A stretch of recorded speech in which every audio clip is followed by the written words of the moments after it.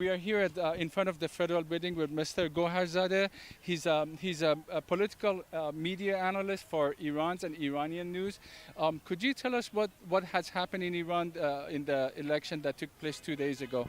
After election finalized and people they go out of the voting booth to home, and even some area they extend the timing, and some area they didn't have the voting paper anyway. Some kind of coup d'etat happened in Iran because they changed the voting result. And for example, Mr. Mousavi, that has majority of the votes, shows that he's a second, and Ahmadinejad, that has a lot difference, half of his vote, came out as a winner.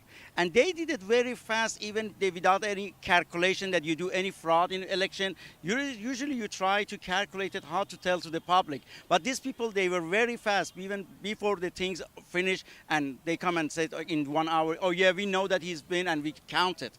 So they try to do one thing, something against the people's movement. Reality, Mousavi is one of the four people. Actually, he's not the ideal person for the next president for the people. But in between these four, he was better than everybody. So the people, they decide to vote for him, to put him in top of their movement. And because they can ask him to do what they want. For example, in women movement, university students movement, labor movement. He was more closer to the people's, idea and what they want. So they voted for him. Unfortunately, he didn't come out of the vote for two reasons. Iranian supreme leader, that Khamenei, that he has a long story of opposite of the Mir Hossein Mousavi. Since Mir Hossein Mousavi was prime minister in the time of the Iran-Iraq war, Mr. Khamenei, that he is now the supreme leader, he was the president of the Iran. I was witness on that time. I was working in Iran. I was witness that all their disagreement started from that time. Even Mousavi wants to have 24, State Department and this for all of the department as a, head of the department. Khamenei didn't want it. He wants his conservative people. So the disagreement goes back to that timing. That after Khomeini's death and 20 years of the Mir Hossein Mousavi being quiet and doing only the cultural things, the reformist movement, they thought only they want one person that they can, present them. One, he has 8 years of the good record as a prime minister on the time of the war. The people didn't go to any kind of hardship on the time of the war. He did manage the country very well on that time based on the situation. A second thing, he doesn't belong to the area that people, they try to be a corrupted people and take the people's oil money to their pocket and do something, become rich from the people's money. So he belongs to a lot of things, and mostly he presents the timing of the revolution, timing of the Khomeini. And for that school, he's belonged to that school. So they try to, the reformist people, to bring him instead of the Khatami for the third time.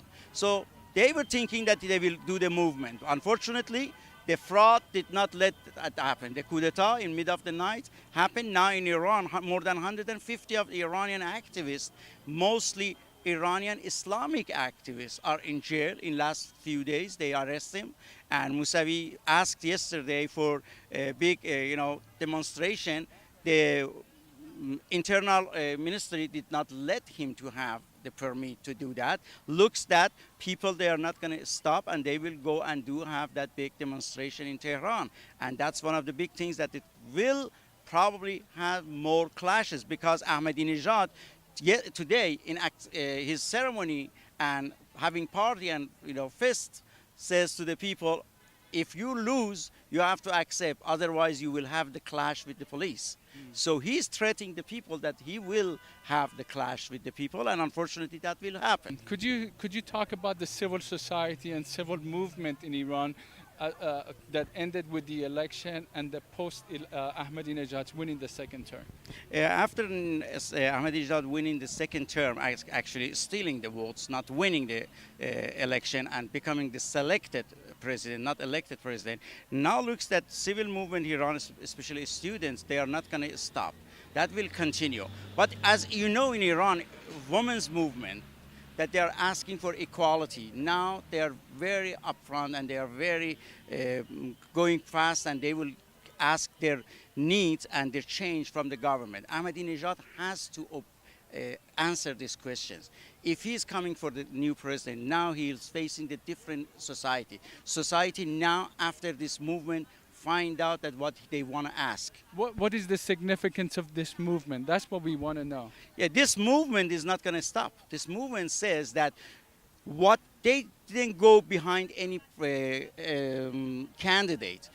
They call it in Iran, in Farsi, mutalebe mehvar, means that we are about our needs. We are asking. This movement is about what we need and what is our question and what we are asking for. So this is not going to stop. This will go, maybe because of the pressure, for a while it's going to slow down, but looks that the way that the people gathering with each other and they are finding each other, women's movement, student movement, now they are attaching and continuing to have, they will go and continue, and I hope that will be happening. So you're saying with the movement that it's putting its demands on the candidates rather than candidates expressing what they're going to propose their agenda. Yes. For example, for a beginning, Mr. Mousavi and Mr. Karoubian, none of them, they didn't have anything in their platform or what they are putting on their agenda. People, they ask and they go one by one. For example, women, they ask, we want to, become a member of the United Nations, discrimination against the women.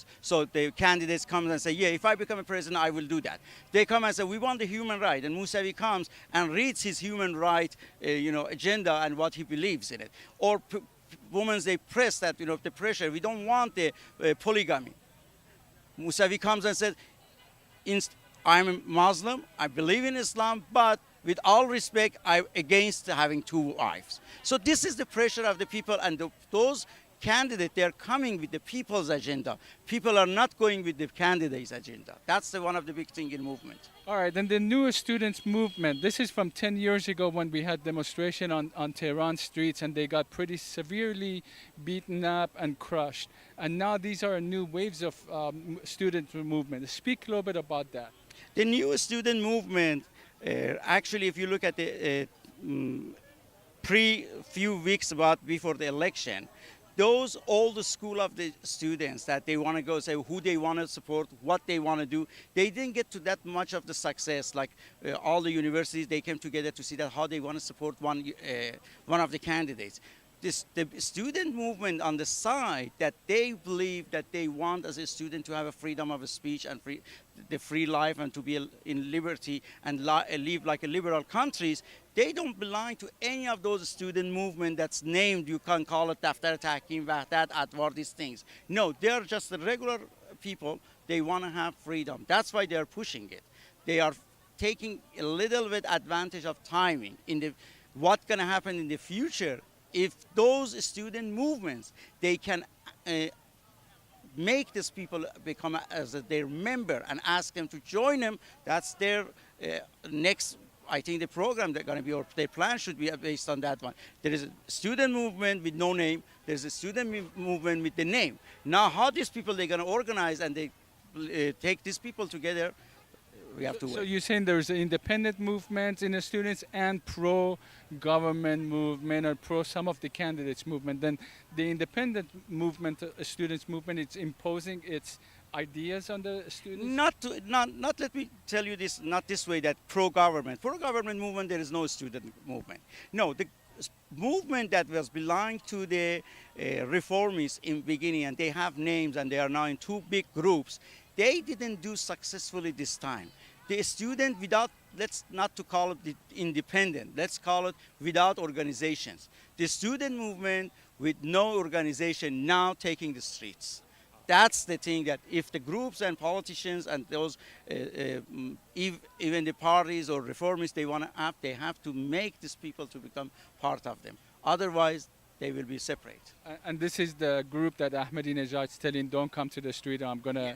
Yes, as this is the Ahmadinejad said, you lose, don't come to the street. We will attack you. We will do this. We will do it. Take you to jail. They are trying to threat because they know this movement is not organized. So you can scare unorganized movement very easy compared to the movement that's already organized. Thank you, Reza. You are welcome.